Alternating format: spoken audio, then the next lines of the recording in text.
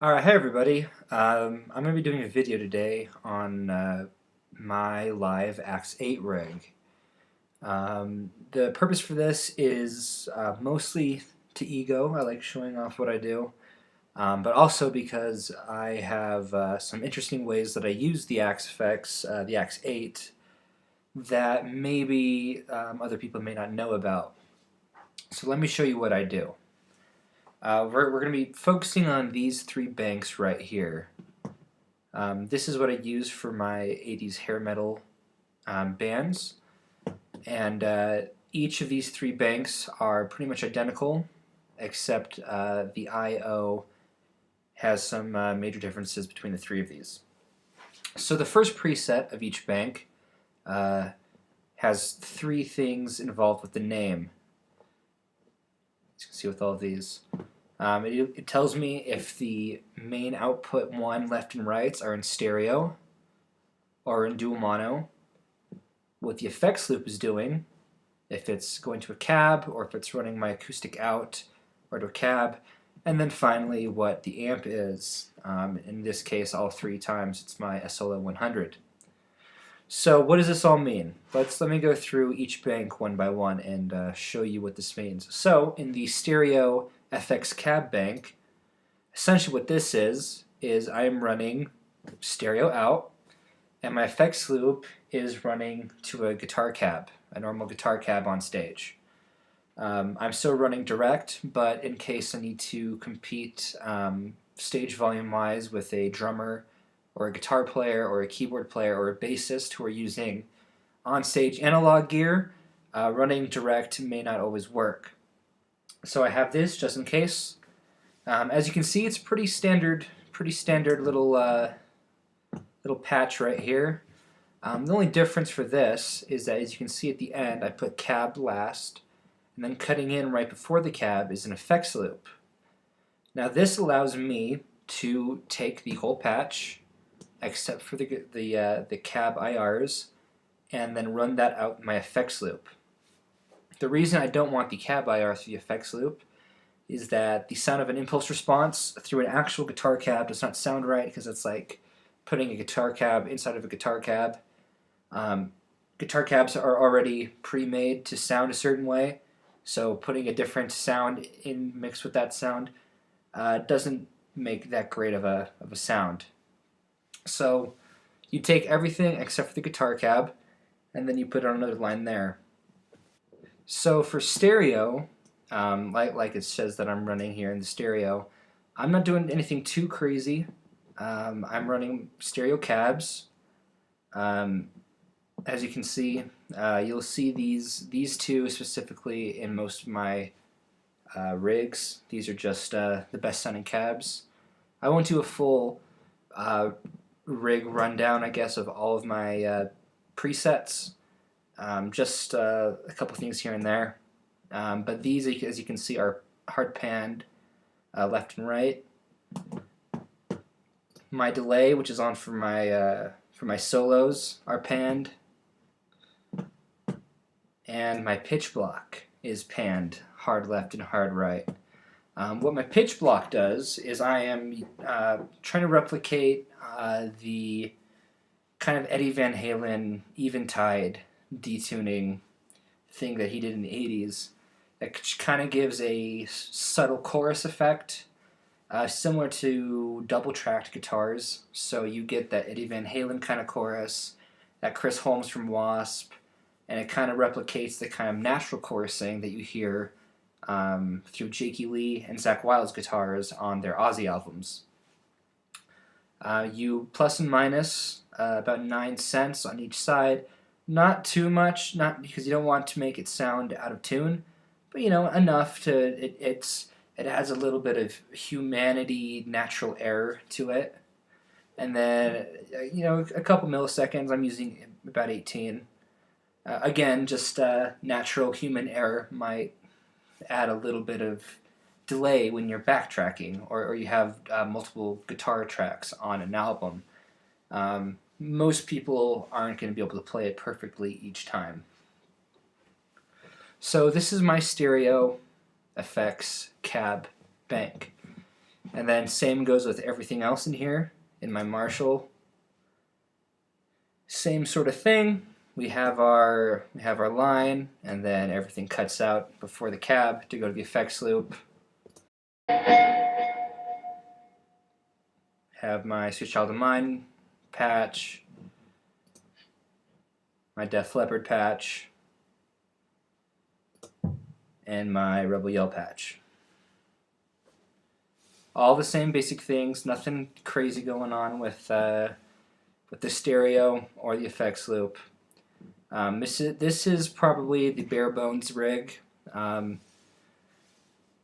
This is generally what I would take to a rehearsal, or if I'm doing something that isn't the 80s band, just so that I have the availability of a guitar cab and running in stereo.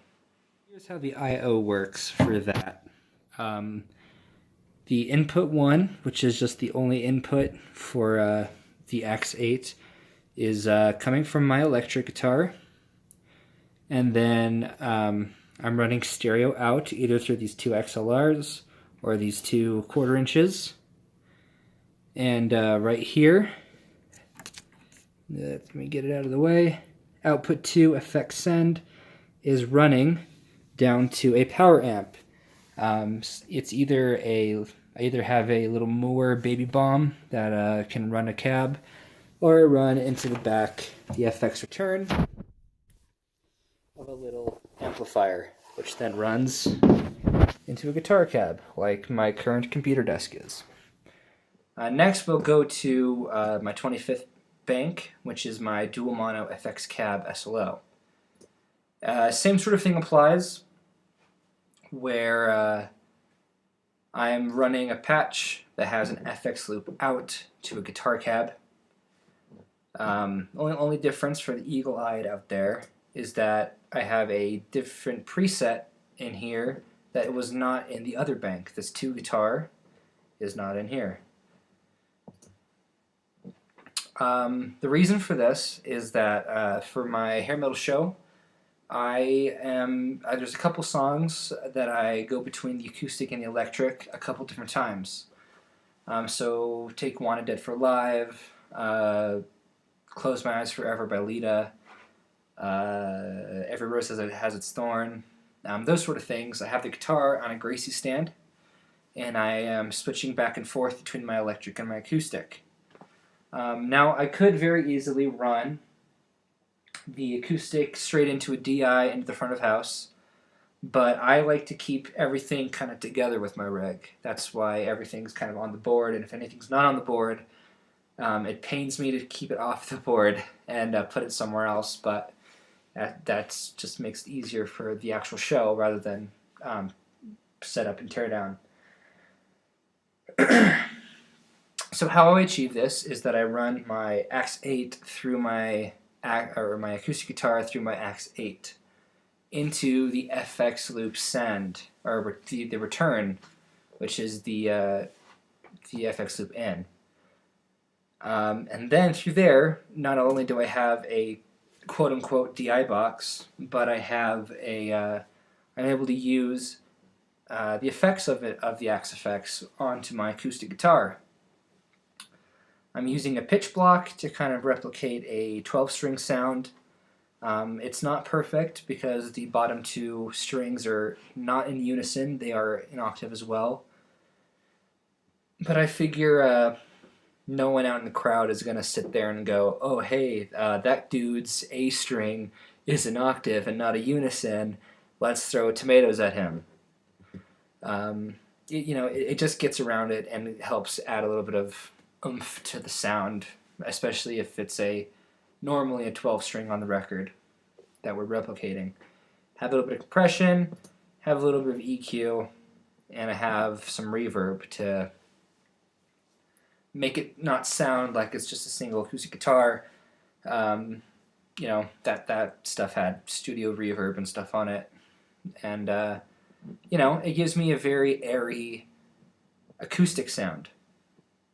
Now, what I do with this is, as you can tell by the dual mono in the cab in the bank, I'm running dual mono. So in every of the other presets, I have it set so that the output of the second line, which is my main line for all my electric stuff, level 2, balance is set to left. Same if I go to my Marshall, line 2, output, balance is set to hard left. Now I go to my 2 guitar. This right here is the electric, set to left, acoustic, set to right. Now the reason I do this and not just have both in stereo is so that the sound guy can have 2 separate feeds and can level each instrument separately. You know, because if the acoustic guitar is on stage and it's plugged in, you don't want it going out and feedbacking while I'm in a different song, so he can mute that channel. And that way, when I'm using the acoustic guitar, I switch to the acoustic guitar, I leave the electric with the volume pot all the way up, and it's not ringing out while I'm trying to play. And if you know the acoustic is too quiet, he can just turn it up, and we're all good. You know, it's not like he has to, or I have to go into these blocks and change the level and try to get it perfect in sound check or anything. He has an acoustic line and he has an electric line. He can mix it from there, from front of house. The only thing different is that you can't get the guitar cab sound out of this bank. So if I am using a guitar cab and do a mono, if I'm doing Wanted or Every Rose or something, the guitar cab will not be heard, which is, you know, fine for 2 or 3 songs. Not in a row, but spread out through the set. It's good enough. The I/O for this one's is very similar. We have electric in right here to input 1. We have the left and right, but instead of it being in stereo, this left one right here is the electric, as my little note shows me, and my right is now the acoustic. And how we plug the acoustic in is where this little green thing is, and this one right here. The input to effects return, and then the effects send is now still going to a guitar cab. Now the last thing that I have the option of doing is if I don't need a guitar cab on stage, which I do not for my hair metal band, we run a clean stage, so we have electric drums, we have bass going direct, we have keyboards going direct, I'm going direct. Everything's direct. There's no equipment on stage outside of pedal boards. So if we're running a stage like that, and I don't need a cab to cut through the mix of stage volume, then I have this set of banks. And as you can see, there is no effects loop out. It is just straightforward, normal kind of preset. Everything is in stereo.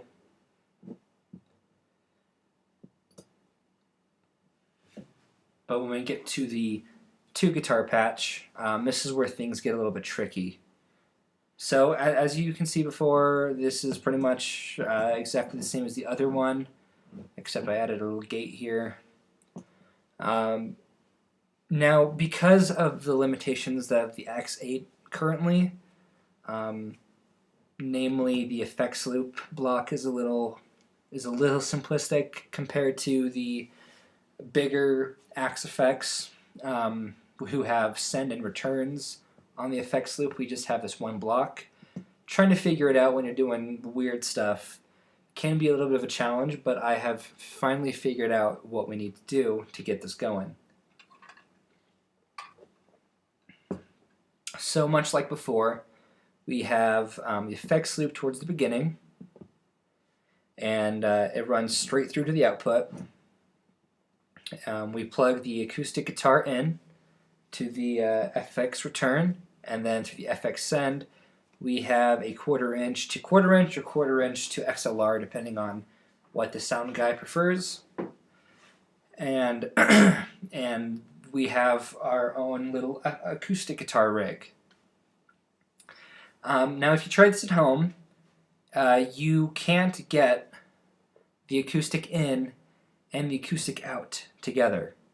It's a little annoying because we only have one block to work with, but it's either at the front and the acoustic goes to all these effects, or it's at the end and you have to like run the acoustic through input 1 or something weird. Now, there's something weird that I found that may help is a little trick that I kind of discovered. If you run, now note that we aren't using output 1, which is this right here.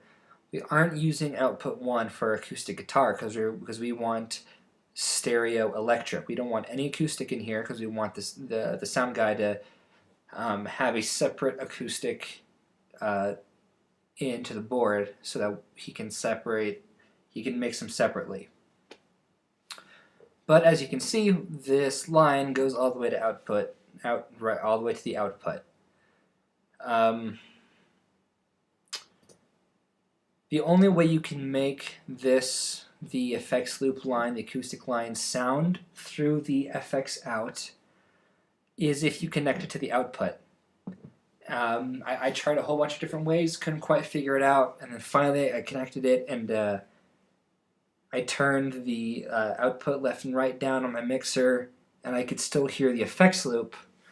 And now then I tried to figure out how to get it out of the output, and if you go to the output mixer right here on the AX8 edit, level 3, just take it completely out, -20 decibels. That way, it does not go to the main left and right output, but you can still hear it through the FX send. The only problem with this is the little knob on the top of the AX8, the output 2 FX loop volume knob, does not work.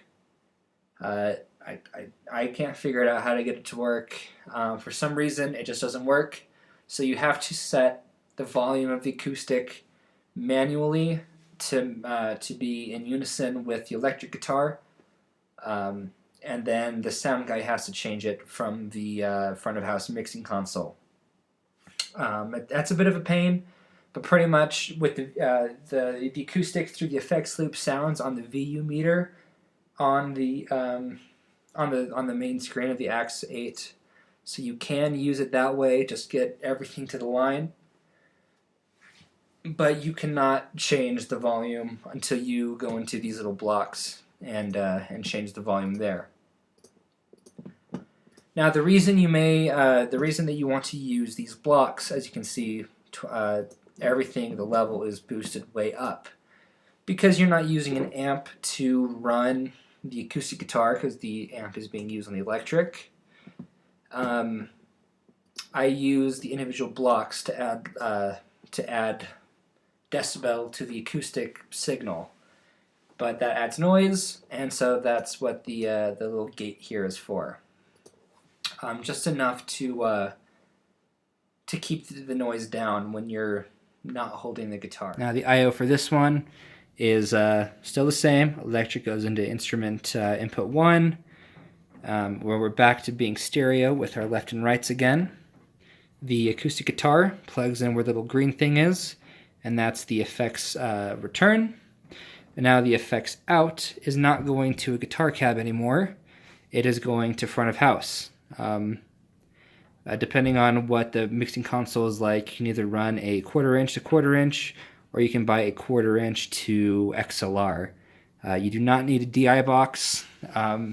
You can think of this as a very, very fancy and expensive DI box. So you can just run 1/4 inch to XLR. More studio quality, have a little bit of an EQ kind of thing to try to make it sound more acousticy.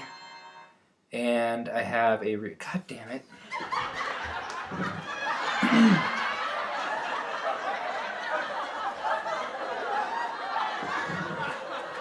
Alright, let's try this again.